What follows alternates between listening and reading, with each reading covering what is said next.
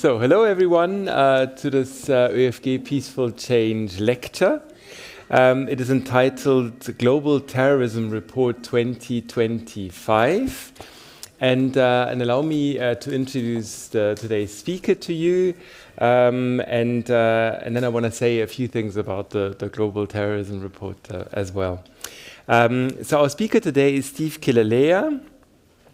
And he wears lots and lots of different hats. So really an astonishing career as an IT entrepreneur, high technology. If I understood that correctly, when I use my bank card, then some of your software may have something to do with it, right? Yep, that's exactly correct. But he's much more than that. He is a film producer, he is an author, and he is a global philanthropist. And as such, he is particularly interested in issues of peace and sustainable development. So both topics actually very fitting, I think, with what we do here at the Vienna School of International Studies and with what we do in terms of our lecture series. I'm just going to highlight a couple of things on his CV. In 2007, so almost 20 years ago, he founded the Institute for Economics and Peace, which is a very renowned think tank. And the think tank does really fantastic things. So I use their work all the time. So there are, most importantly, perhaps for me as researcher, there are all kinds of indices that were put together. One of them is on terrorism. Steve is going to talk about this today. Another one is on peace. So simply a measure of peace, telling you on a quite a complex measurement how much peace there is in certain countries, in certain world regions, and so on. Steve has also founded the Charitable Foundation, which does fantastic work, providing life-changing programs to some of the poorest communities in the world. And his work is not only used, and the research is not only used by people like me when I write my books, and by all kinds of other scholars, but also by international organizations, United Nations, for instance, as well, because obviously it is very important to get the facts right. Yeah. So when we talk about peace or when we talk about terrorism, we actually have to know what is actually happening in the world, and Steve has done really a great service there, helping us to understand what's actually going on in the world. I could go on and on now with my praise, but I just stop here, and maybe a big round of applause. Steve, welcome to Vienna. Well, great. Look, it's my pleasure to be here. Thank you, Marcus, for all those kind words. It always sounds a little bit funny when you hear people talking about yourself, but it's your life, you live it. It's something which just has a flow to it, and things seem to happen. And part of that is why I'm here today talking to you people.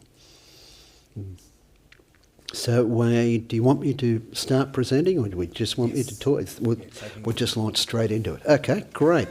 So this is a very fast-paced presentation. So basically, we develop the index, the Global Terrorism Index. We've been releasing that every year for the last 12 years. The other major product we have is the Global Peace Index, which Marcus has already referred to. We've been doing that for just about 20 years now. So without more to do, I'll just start to launch into it, I think. So the Institute for Economics and Peace was set up to understand the intersection between business, peace and economics, places special emphasis on metrics to measure peace, and then to ascribe an economic value to changes in peace. Situated around the world, we have 6 different offices, headquartered in Sydney, Australia. We have offices in Nairobi, Mexico City, New York, Brussels and Den Haag. We have wide range of partners we work with. So we work so the work, just some of it, for example. So we work with multiple different agencies with the UN. We do contract research from, as well as they use our work in many, many different ways.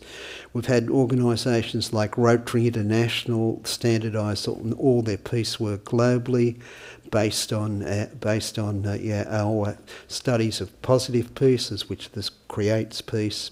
Had people like Philippines government now rolling out a lot of our work throughout the country. They've standardised again on this positive peace as the framework for national unity and their approaches to peace. Even organisations like World Vision have standardised on it to use it in all the projects which they have dealing in conflict zones. So and we have a whole range of reports. So here's just 6 of them. As I mentioned, the Global Peace Index. We've got also an ecological threat report, which looks at where the major ecological threats are. The biggest areas of conflict also have the worst ecological outcomes. And as we move into the Terrorism Index, and the countries in the worst terrorism are also in conflict, and also have high levels of ecological degradation. I'll just keep moving on. Okay, so that's enough of the advertisements. So now I'll stop promoting and move into the presentation.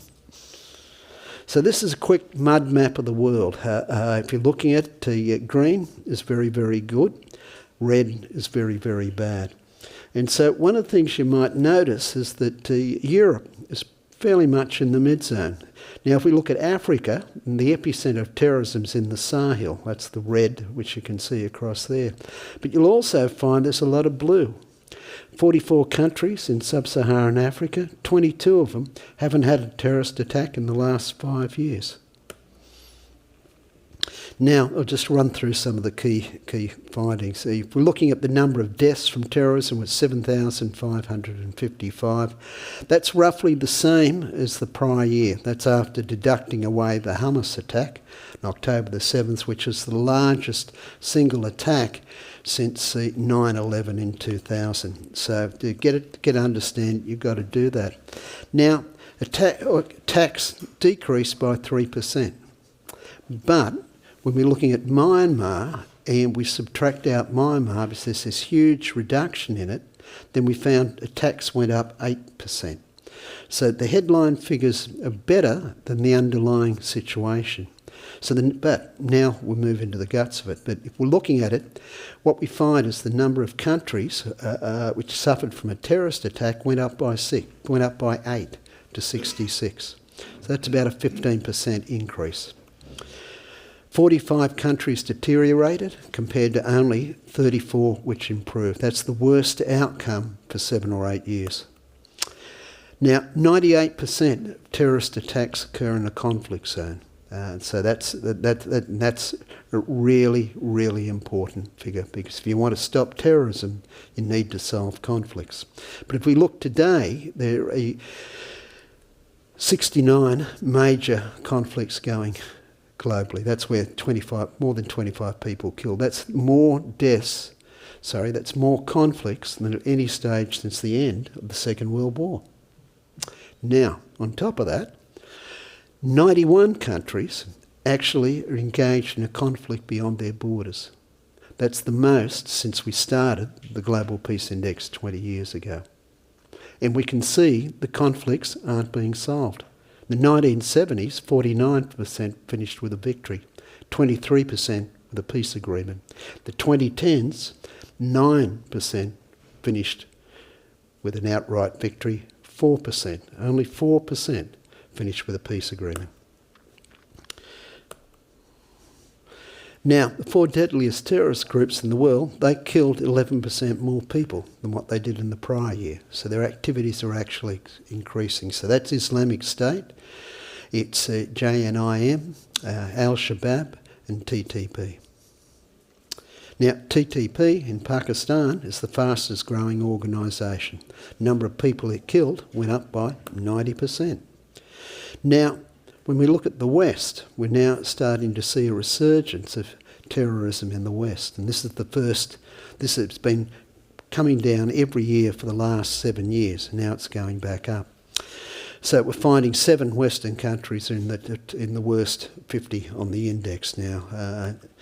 93% of deaths in the West are now caused by lone actors, not terrorist organisations like Islamic State. And they're 3 times more likely to be successful than if it's an organised plot. And that's for a bunch of reasons I'll come back to later. Islamic State and its affiliates, and now Islamic State doesn't actually exist as an organisation. You've got this loosely based group of networked affiliates, but they're the deadliest group in the world. And they're active in 22 countries. That was 1 more than the prior year. So now if we look at the Sahel, that's the area of the world most affected. It counts for over half the deaths from terrorism. And that's actually 51% to be precise.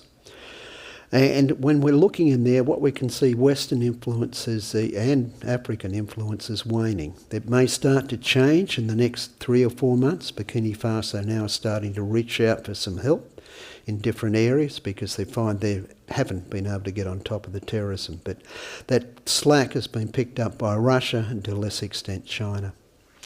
Burkina Faso is the country which is most impacted. It did have a fall of 57% in the number of attacks, and deaths were down 21%, but that doesn't mean much.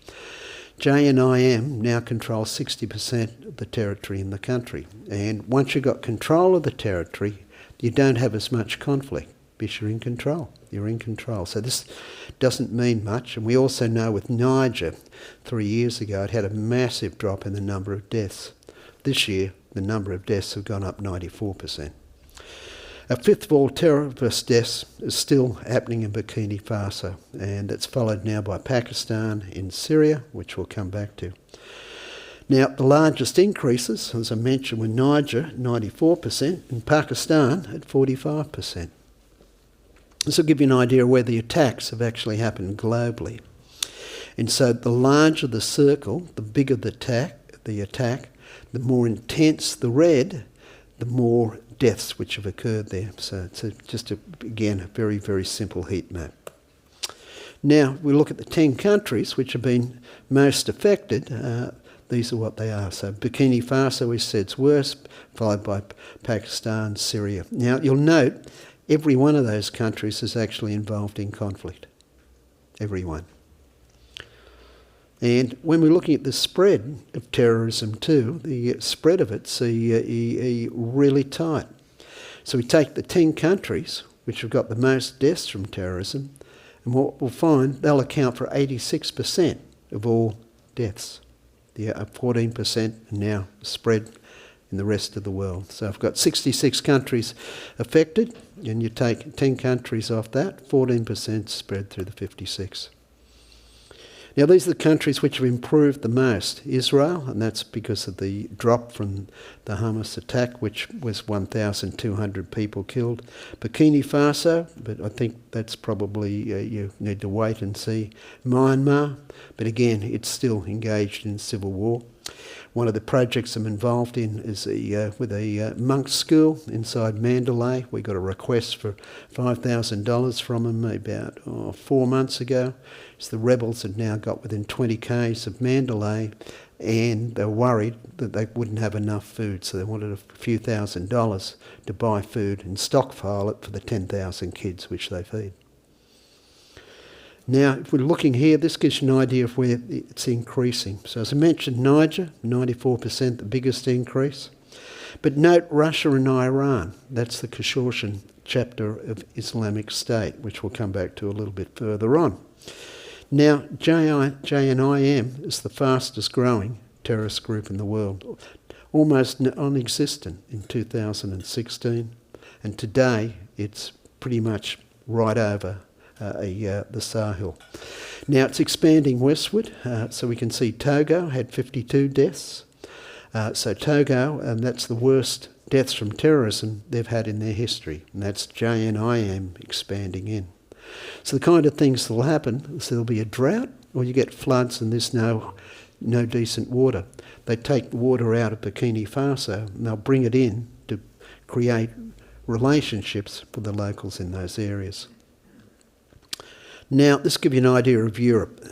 Just looks back over the last couple of years, and just give you the comparison. So if we look from 23 to 24, all indicators deteriorate except the number killed. So there was one person less killed this year. But if we look at it, the injured were up dramatically, hostages were up, and incidences were up from 34 to 67.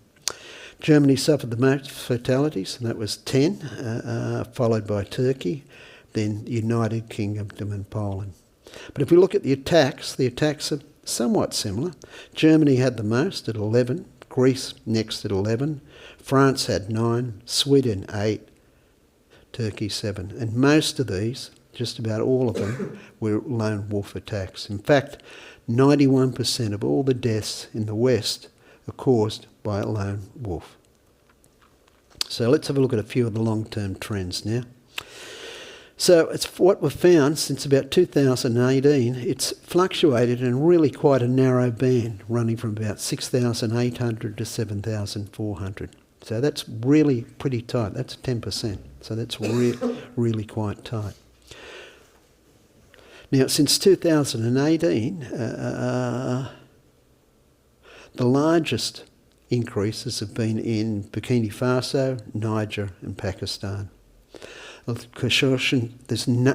10 different groups active in Pakistan now committing terrorism. And we saw just the other day there was an attack there by the Boshalan army, which took a train and then sort of killed 14 people and had a whole lot of hostages in there. That's just another example of it growing there. Largest improvements we've been in since 2018 were Afghanistan, Iraq and Somalia. Iraq now has about 1% of the deaths which it recorded a decade ago. That's a massive improvement. Afghanistan, we only count terrorist attacks by non-state actors. So once the Taliban takes control of Afghanistan, it's no longer counted as a terrorist group. Now, the West, if we go back, attacks peaked there in about 2017 and fell every year up until 2024. Now they've increased by 60% this year. Now, anti-Semitic and Islamophobic incidences have surged since the start of the Gaza war. You can see it in Europe, Australia and the US. That's one of the underlying drivers which we can see with the increases in terrorism. And as long as the war continues, it'll go up. So if we look after the first 2 months after the start of the war and we went to the US and we look at hate instances, what we can see is they've increased by about 270% for anti-Semitic and they're up 300 for anti-Islamic phobia or Islamic phobia instances. If we look at the deaths from terrorism, this will give you an idea. Now, if you look at that very, very thin little maroon line at the top, that's deaths in the West. So the West is a loosely grouped, it's Eastern, Western Europe, also include the UK in that. You've got Canada, you've got Australia, you've got the US, New Zealand. So that's sort of the definition of the West. Now have a look at the next bar under it. That's the Sahel. That's the blue bar. And you can see the massive increase since about 2009. Again, if you come back to Iraq, it's the bright yellow one. We can see the changes in there as well. So you can see just how it's gone from being the peak. What you've got to realise is that terrorism is very, very dynamic. The shape changes very regular every year. Every year it's really quite different, unlike a lot of other types of violence. But if you look at the grey bar at the bottom and you subtract out these other categories at the top, what you'll find is that there's an underlying level of terrorism which has just been right there in the whole time we've been doing these indexes. Now we're looking at terror attacks in the West by motivation, so let's give you an idea of motivation. You can see from the peak in 2017 when the Islamic State had a whole lot of territory in the Levant region, you can see the change. Now the other thing is if you look at the little light grey bar at the top, and so what you can see when you hit 2014, that's undetermined. And that comes back to lone wolves and their style and the way they operate, because it's a lot of the time they're radicalising online. They're quite often picking up contradictory different philosophies which they'll then work into their own worldview. And so they might pick up conspiracy theories on one angle, maybe different styles of conspiracy theories, and then combine it with maybe an ideology from Islamic State. Now, this gives you an idea of the changes in the attacks in the West. Again, you can see ideologically motivated, group motivated, and again, the grey bar is unknown. So the shape of terrorism has changed dramatically from about 2017. And again, this gives an idea of just this changing landscape with terrorism.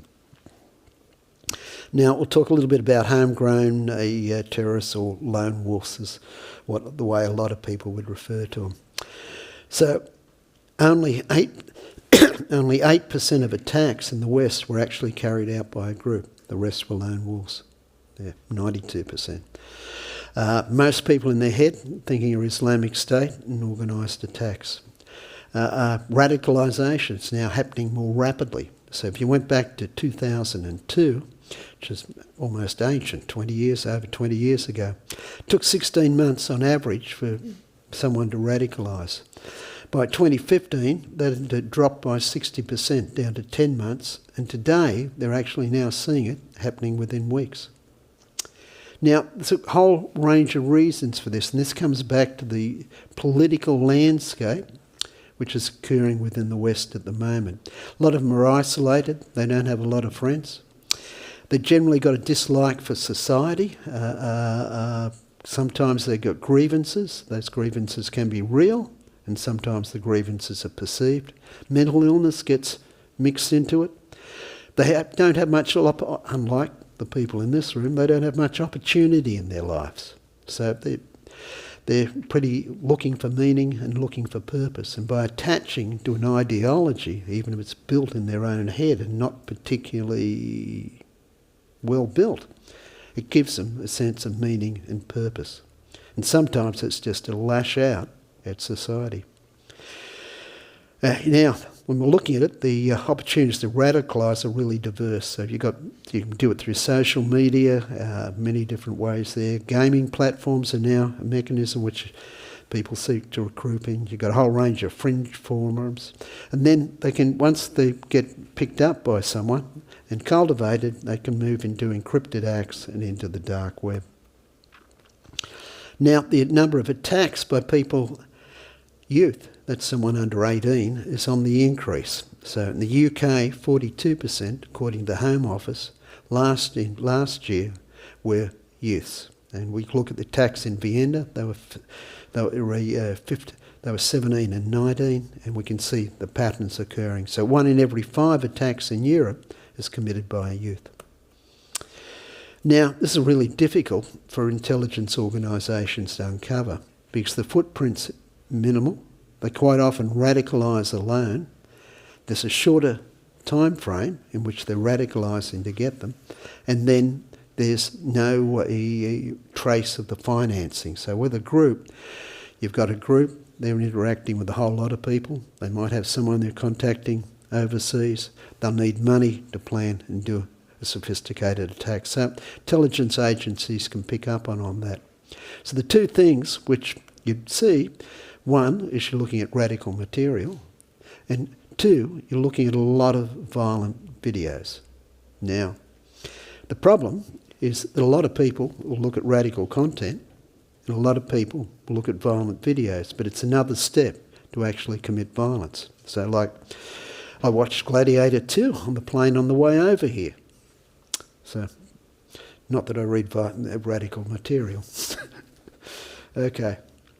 Now, if we're looking at it, this gives you an idea of just the changes of lone wolf attacks over time.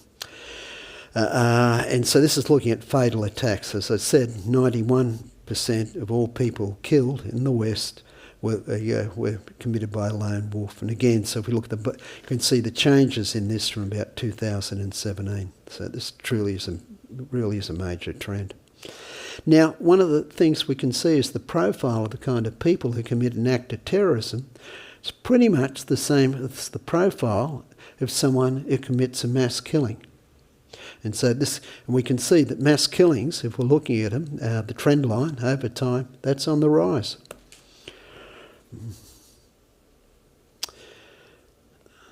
Now, they're also, lone wolves, likely to be much more likely to be successful, as I've mentioned. So this will give you an idea when we're looking at groups, how many of them actually get foiled. And that's again because they leave a large footprint, and the intelligence agencies are pretty good at it. When we're looking at the ones which are foiled compared to the ones which are launched by lone wolf, don't get many of them at all. But that is the major form of attack. So now the epicentre of terrorism in the world is in the Sahel. So let's come over there. So 51% of all terrorist deaths occurred in the Sahel. And we can see that the Western influence is declining. Russia is on the increase. And China's influence is growing also. So for Russia, it's a very simple business model which they're using in the Sahel. And so basically they go in and provide a Praetorian Guard for the leaders, so that's key man insurance, if you like. What they do then is they've got excellent ways of being able to gather intelligence on any competitors within the society, and now they can help the government plan what to do. And then propaganda. They're very, very good at producing propaganda in terms of supporting the rulers as well. Now, all this stuff's pretty cheap. So in exchange, you've got this massive vein of gold running through Burkina Faso, Mali and Niger. And so in return, Russia's got access to that and other minerals as well. So other minerals like copper, for example. There's a lot of copper in the area as well. So they get access to these other minerals. They then take that back to Russia. And like in the case of the gold, that provides them with the foreign income to prop up their reserves and help their war effort. On the other hand, you find that there's lots of other activity which are going on. So if we're looking at Russia, also, they were very, very effective in creating a propaganda campaign against France. And they used terrorism as the basis for that. So now what we can see is attacks on gold mines are up 300% in the last few years. And that's because everyone's vying for the access. Now, this is part of a larger conflict. 25,000 deaths last year. That's the most we've had on record in conflict for the Sahel, of which just under 5,000 were terrorist deaths.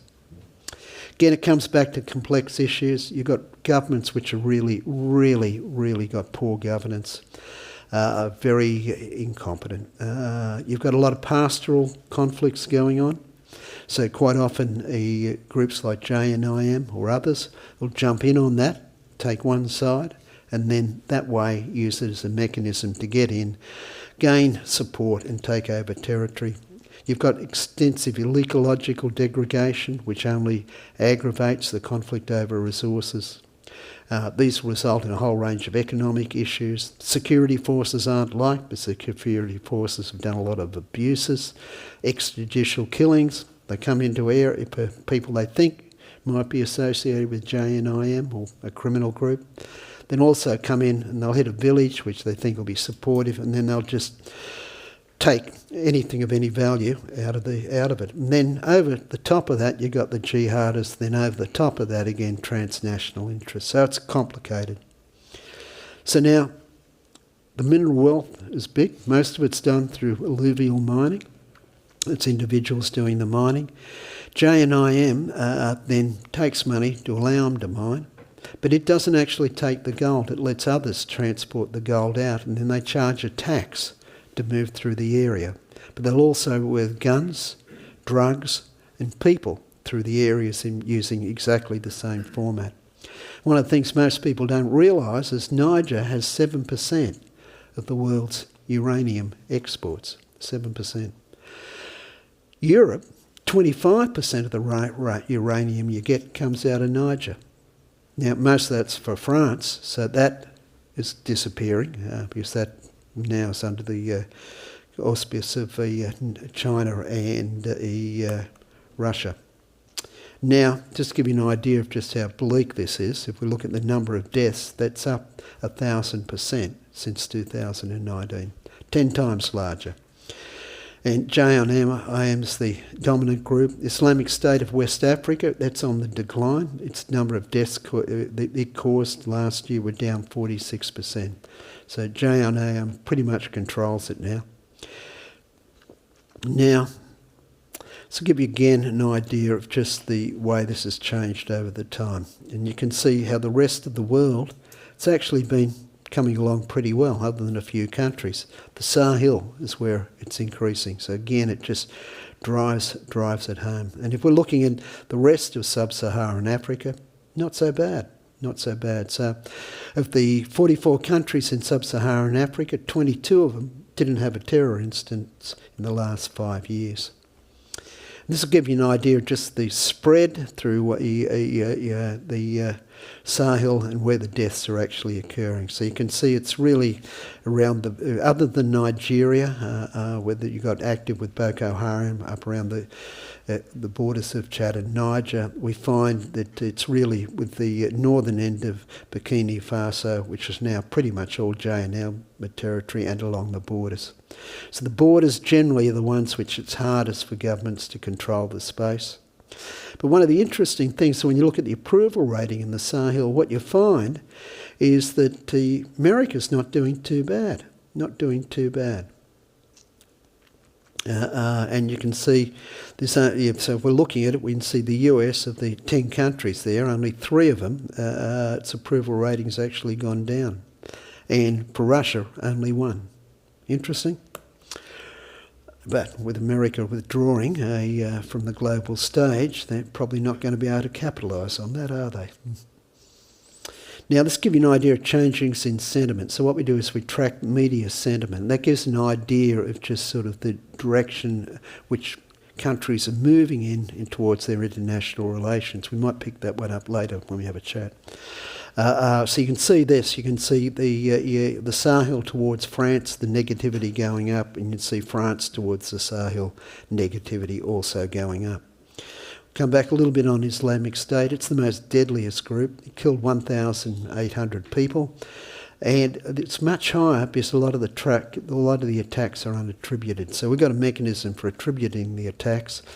Using that, the number of deaths will be 60% higher. And as mentioned earlier on, it operates as the decentralised network of affiliates. So there's no single head, so you can't really get at it. And they're fluid. People move around the world through these different groups quite fluidly. And active in 22 countries. The 2 countries where they're most active is Syria and the DRC. So DRC, it's up along the northern western border, bordering Uganda, there's about 100 groups now operating inside the DRC, different militias which are fighting over mineral wealth. It's all over mineral wealth. Now, Syria alone accounted for 280 of the 469 attacks. So you may have seen that HTS have now formed government in Syria. They've now, just in the last week, taken the SDF forces, which are the Kurdish forces up in the north, and they're bringing them back into the government. So there's also a US base in that territory, and that bordered the area where Islamic State's most active. So we think what that'll mean now is the Turkey will probably stop attacking the Kurds. The army, which the SDF, which the Kurds have got, is going to merge into the new Syrian government, and so that means there's probably likely to be a strong focus on the Islamic State in that area. But they've got something like 40,000 people, which are ex-fighters, and their families are either in jail or in refugee camps in the area. The Cautions chapter of Islamic State has grown rapidly. It was active in one country in 2021. It's now up to 5. And it's active in Afghanistan, Pakistan, Iran, Russia, and through Central Asia. And they're 2 of the most deadly attacks in year 2024 in Iran, Russia, occurred through the Cautions chapter. Now, so those countries involved in war, they pull resources out, which now use, particularly intelligence resources, which they use in the war in which they're engaged. And we can see that there were 24 plots foiled by Islamic State. They've been ranging from Iran to Russia to Sweden. Now, Islamic State, this will give you an idea of where they operated. These are each of the different chapters. They have 9 individual chapters which we follow, and you could break them down into more. Deaths attributed to Islamic State by country, this will give you an idea. You can see the huge peak in Iraq and Syria when they had territory and were creating their state in the Levant region. We can see how that's changed over time. One of the things it's exceptionally good at is propaganda. So it's now active with the propaganda now in 9 different languages. And what you'll find interesting here is they do it in English, but none of it's in French and none of it's in Spanish, so their thrust is really over into these areas where they think they're more likely to be able to get followers into the Central Asia. Now, I'm just going to finish with this, and I started with it, but I'm going to finish with it again. So we went back to the 1970s. 49% of conflicts finished in a victory. That was down to 9% in the 2010s. Now, add to that, in the 1970s, 23% of conflicts finished with a peace agreement. That was down to only 4%. 4%. So that means 87% of all conflicts in the 2010s didn't come to a resolution. The age of the forever war.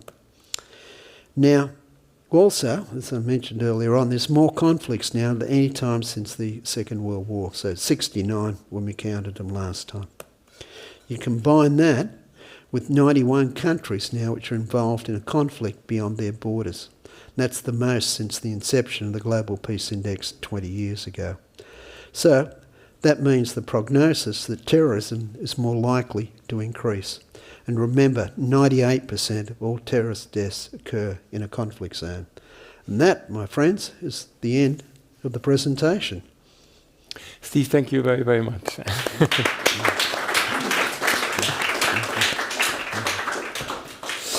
No, thanks a lot. That was a very, very detailed tour de force throughout the world, and lots of important findings, lots of important numbers, with obviously all kinds of stories behind them. And let's move to questions and answers. And Steve, it's usually a very active crowd, so I'm going to do 3 questions at a time, if that's okay. Okay, great. So who wants to go first? Yes.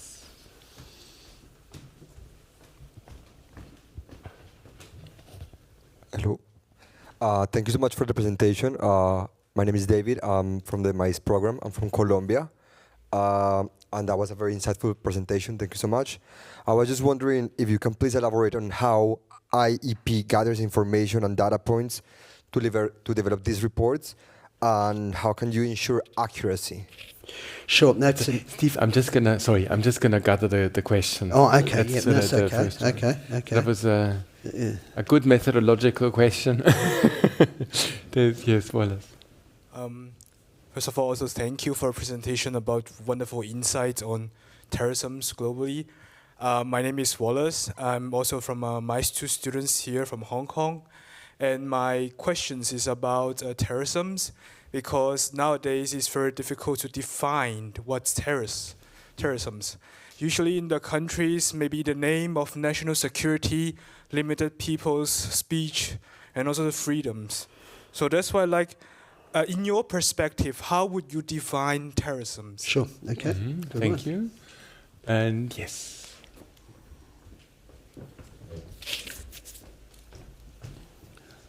I'm Jacob from Austria, also a student here at the DA.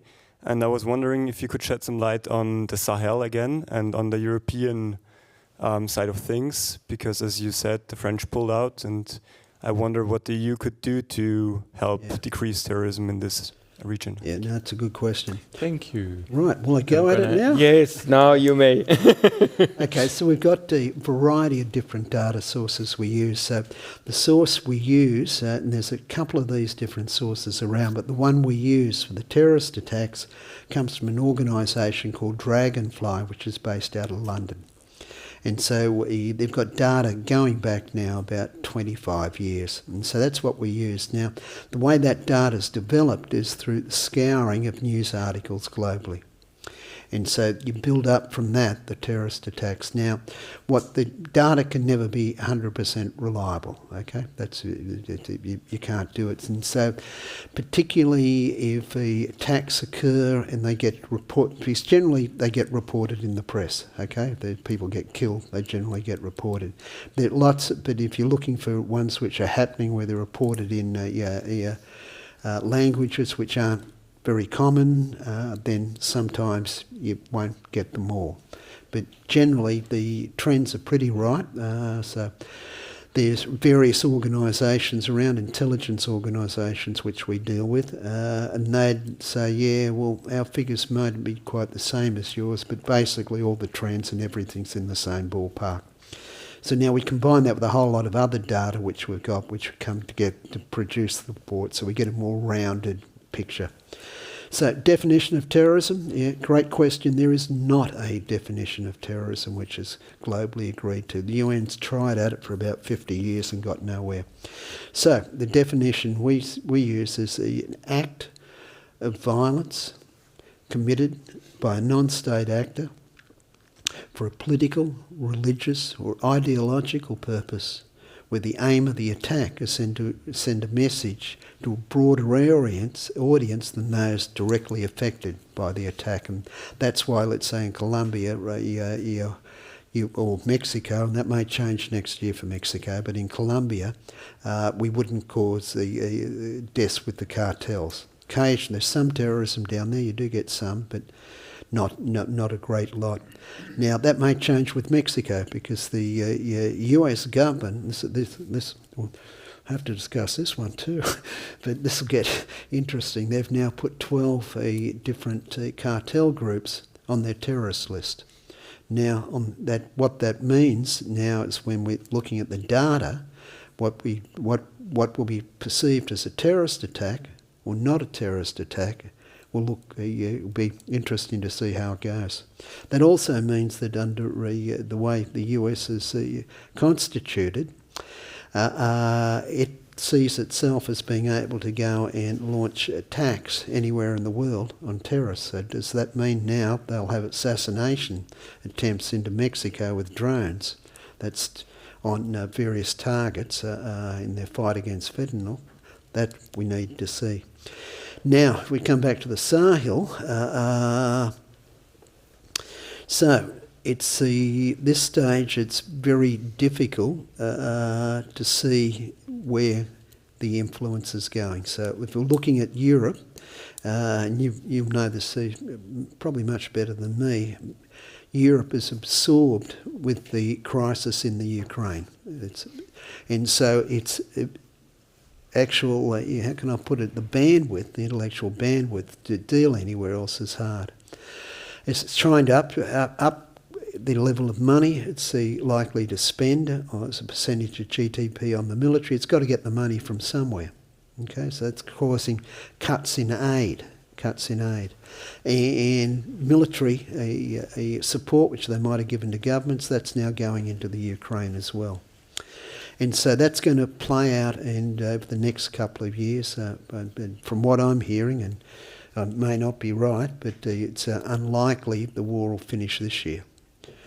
despite the best efforts of the US President. So let's now, what that does mean, but is it means that the situation there is likely to get a lot worse. Russia itself, it's pulled some of its resources out of the Sahel, which they've got a group over there called the Bear Brigade, and that's one of their vital intelligence groups. They've pulled people out of that back up into the Donetsk region of Russia to support the intelligence efforts there in the fight back home. And again, when we come over and we look at the attacks in Iran and Russia, which are big, a lot of their intelligence efforts now going into their respective wars, which makes it very, very hard. Now, having said all that, you've also got the three, Burkina Faso, Niger and Mali, pulled away from ECOWAS and don't want African Union troops. But I was speaking to someone in the last week who's got a back conversation into the government in Burkina Faso, and now they're starting to try and look for help. So maybe things will change, because the Russians aren't really interested and haven't got the resources to really fight a war against JNIM. And I think the government in Burkina Faso is seeing that, so maybe that might lead to a bit of change. But sorry, I haven't got anything too much to say. Mm-hmm. Oh no, that was very insightful already. Let's move on to the second batch. Yes, Kusaiko. Yeah. Hello, I come from Syria, and it's just okay, great. A comment and yeah. So you're probably across it better than me.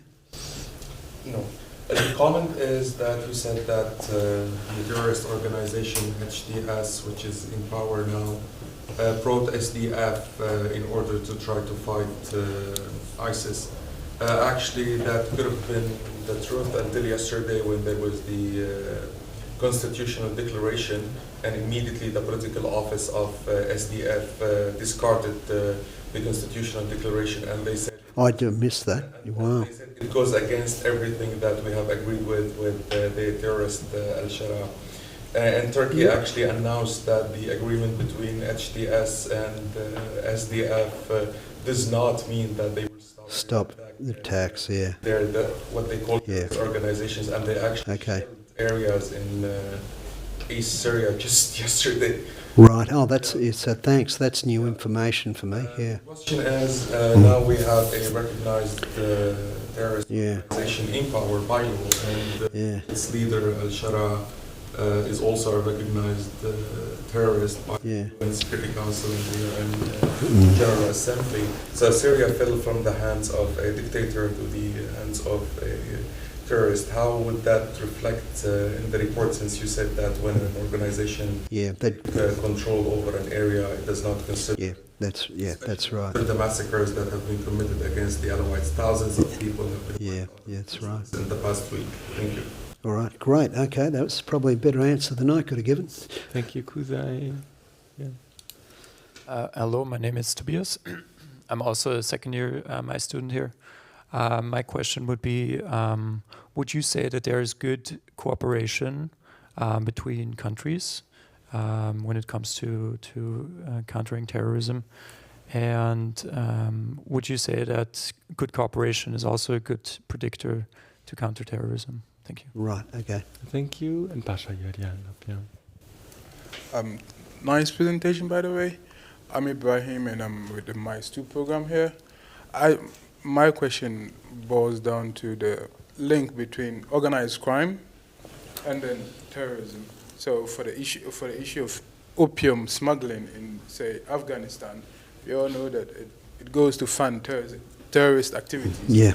So how does that reflect in the index? And then aside from that, how do you, in the definitions of terrorism, how do you place, or where do you place the aid or the assistance garnered from organized crime? Thank you. Right, okay, good one. Those were three again. Yeah, okay, great. Okay, so for the one with HTS, obviously they're not classified as a terrorist organisation because they're now the government. Okay, Sorry to interrupt you, but they're not classified by who?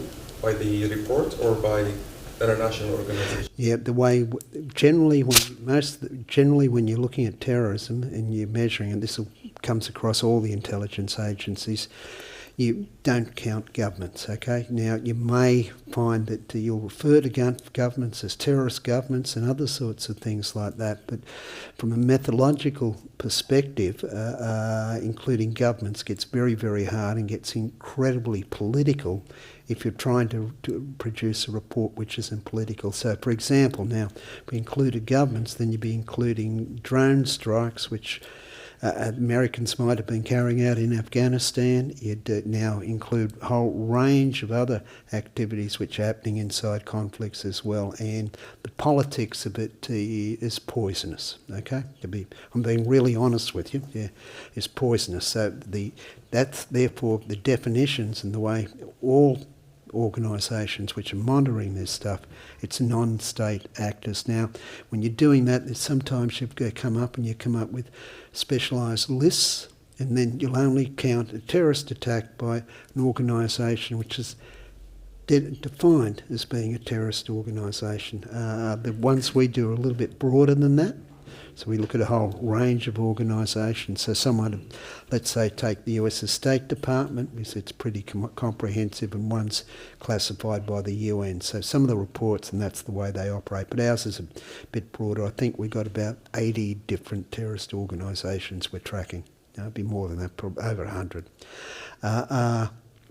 Where HTS goes, I don't know, okay? But one can look at it. It looked promising up to 3 days ago. It all seemed to be heading in the right direction. But if the SDF, the Kurds, have now thrown it out, and that's it. And certainly Turkey's not going to stop fighting the Kurds unless the army actually ends up getting merged into something like HTS. So HTS, one of its strongest supporters was Turkey.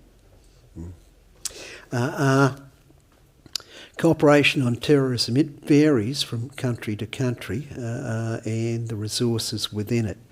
So what you'd find is that generally between countries which are reasonably aligned, there's a lot of cooperation.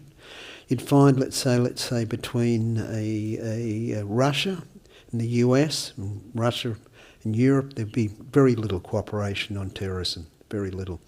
This stuff can also get quite poisonous, and I'm not going to go into details, but there'll be different countries which might support a terrorist group to support their own political agenda and outcomes, and even where they might be fighting that terrorist organisation, part of their organisation might be supporting them because they're undermining another state which as they see, which is a strategic value to it. So the cooperation gets pretty difficult. Now, if we're looking into the West and we're looking at the terrorism in the West, and we look at the cooperation between the various intelligence services there, it's very, very good and very, very strong.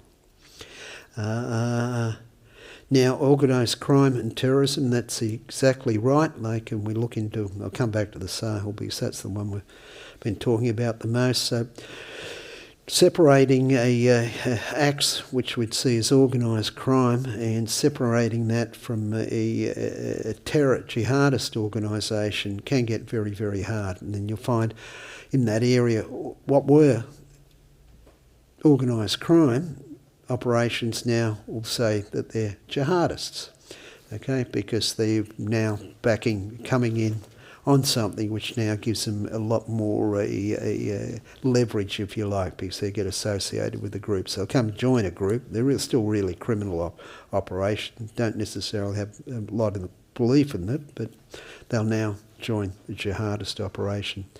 So certainly when we're looking at JNIM, the way it finances itself, and this is pretty typical through any territory which any organisation controls. They'll have the pass guns, illicit drugs, minerals, which might be extracted illegally, people smuggling, all of them as ways of being able to get money and boost their income. So the terrorist organisations or the jihadist organisations do the same. Thank you. And then we can do one more round if you want to. Who wants to go for it? Yes.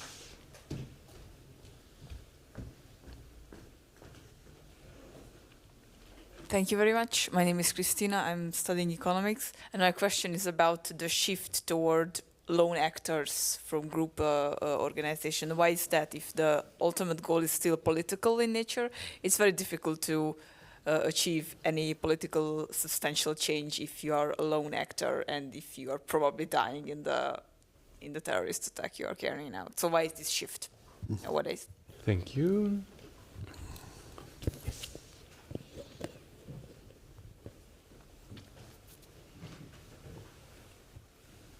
Hi, William, my student as well. And I just had a question actually about lone wolf terrorist attacks. What recommendations would IEP have for states suffering from this problem in terms of security measures? Is there anything that can be done that has not already been tried? Thank you. Great. Then, since there is no third question, I may abuse my prerogatives as a chair. No, I want to ask you about Al-Shabaab a little bit because it appeared on your slides, and then rightfully you didn't focus on it because it is not the very deadliest one, but amongst them. And basically, two questions about that. So, number one. How do you see the development at the moment or in recent years? Because late 2010s, early 2020s, one thought, okay, that may actually go away, but they seem to have come back with quite forcefully. And two, perhaps also about counterterrorism. What's your opinion about counterterrorism? Because Al-Shabaab and Somalia in general is really there's this very noticeable correlation on the one hand between heavy-handed military measures against it, and that doesn't improve things, actually makes it worse. Right, okay. So the first one was on lone actors and why the phenomena. So the phenomena is caused by a whole range of different things, and you're right, they're not going to change the state, but they are doing something in their head which they think needs to be done. The state needs to be attacked. Quite often they'll perceive that they're going to go to jail for it, or maybe even get killed for it. They will gain a level of notoriety, which gives them a sense of fame and things like that. But if we come back and we look at the underlying reasons for it, they're complex. So what we've got is we're getting more and more people disillusioned with governments and with society as in general. You've got the social media algorithms radicalise. They've got these what's termed radicalised social media algorithms. And so the algorithms themselves are getting more and more sophisticated. So it'll step you down a path when you look at something to show more content which will get emotional response in you, so you'll watch more. So the idea is to keep you on the platform as long as you can.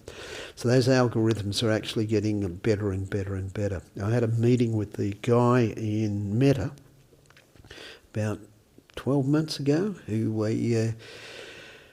headed up all their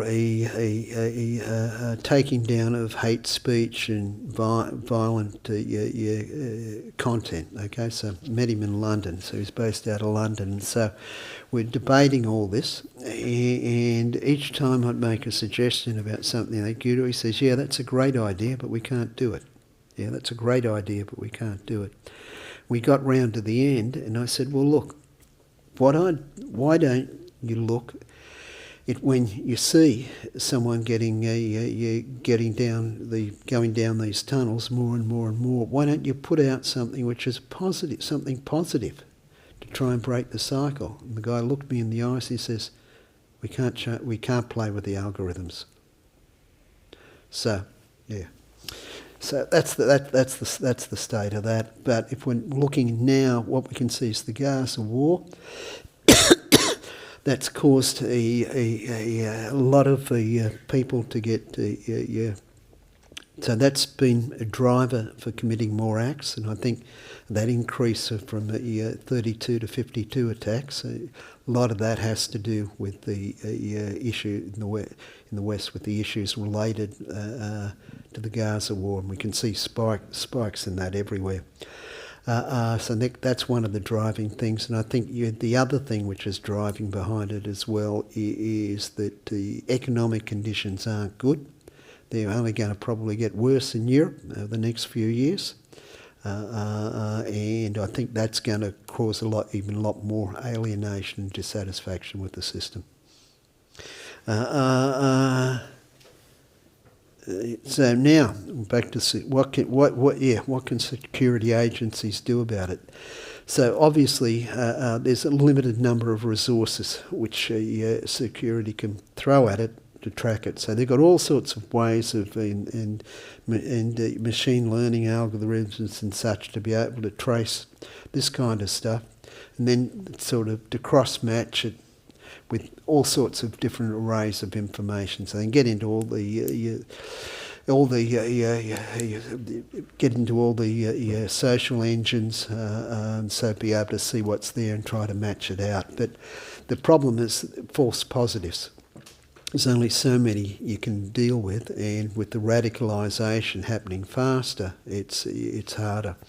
So it's more of a there's only so far the security can go with it. So it's more of a whole of society approach which is really needed, and that's back to sort of the alienation of a lot of people within society, being able to get more inclusiveness, and I don't like the word inclusiveness much, but I'll use it, more inclusiveness for the people who are most marginalised, and try in some way of getting them back in. A lot of the inequities within societies need to probably be addressed, and also there needs to be better programs from the government and better approaches from the press, rather than sort of trying to create the fractionalisation to try and work out how do you bring people together in social cohesion. It gets hard. So Al-Shabaab, the number of people, reason we didn't focus on it much this time is because the number of people they're killing has actually been decreasing over the last couple of years now. That doesn't mean that they've gone away or anything like that. When we're looking at Somali, they control a lot of territory and seem to have the support of the people in those territories as well. So I don't think they're going anywhere. But the number of people they're killed from terrorism isn't quite as high. So that's about all I'd say on it, other than sort of we're looking at Somali. What we find is they've got a number of autonomous territories there, such as Puntland and Somaliland. We can see that they're interested in building a port there. Ethiopia is interested in putting a line. I don't know what they're going to do as transport, but to create a port there so that now, because it's a landlocked country, so now that they've got sea access. So that's obviously quite contentious with the Somali government and with its neighbours as well. So we'll have to see where that goes. I can't really see it going anywhere. And counter-terrorism, so the last one. So we start to think of counter-terrorism like these groups are violent. Okay, and so it gets very, very hard to do anything without having some sort of effective kinetic force. So it gets really hard. But on the other hand is that for them to exist, they exist within a society and within an area, and generally they'll have some reasonable level of support. So the two concepts in it, if you like. One is how do you create the societal resilience so a society doesn't fall into violence. And that's another whole body of work which we do at the Institute for Economics and Peace, and we'd call that positive peace. Now, once you've got the resilience within a society, now you're not going to get a lot of acts of violence happening within the society, and there's a whole way of looking at that. Now, if you're looking at Western Europe, that's actually falling away. So if we're looking at the measures of positive peace, in Europe, they've been falling away now over the last decade or so, especially since COVID. So now, one hand, you need coercive forces, but it needs to be well targeted. And on the other hand, you need to be able to build up alternatives as well. And so this comes back to well-functioning government. But generally, it's the coercive forces which knock it out. So, but they don't seem to ever be able to get rid of them entirely. For that, you need a peace agreement. And so, for a peace agreement, if an organisation which is very happy using violence hasn't got anything to stop them, they'll just keep using the violence because it's an effective mechanism for being able to get what you want. But at a point when they're suffering enough, then at that point they are likely to start to think and look at doing a peace deal. Now we can look at Colombia, what happened there with FARC, and we can argue about how successful or unsuccessful it is, but that's an example of where you have the really strong kinetic force, and then the people are thinking, well, maybe it's time to do a deal. But we don't see groups like Islamic State doing that, do we? No. So I don't know, that wasn't much of an answer, but... No, Steve, thanks a lot. I mean, there was a lot of super interesting information, and I think one of the things that I admire the most is that you sometimes use these actually quite lofty social science concepts like positive peace, Galtung, and you manage to operationalize that, so to measure it, and with that there are all kinds of important causal processes involved. Yeah, because as you said, and I fully agree with you, that positive peace really is something that protects, at least not to slide towards the absence of negative peace. Yeah? But it's obviously alarming then to hear when you say that the measures of positive peace are declining too, even though it's quite plausible if we look at the world in front of us. So on that, yeah. Yeah, I was just about to say, if you're looking at the positive peace in Europe, you'll find that the functioning of government's been falling off. You'll find that corruption is on the increase, and the free flow of information, or the flow of information in a number of areas, like that's the control of the press and such, have deteriorated as well. They're the main ones, just off the top of my head. Yeah. No, so on that a little bit depressing note, but nevertheless, was a great talk. Thanks so much for being here, yep, and sharing your wealth of knowledge with us. Thank you.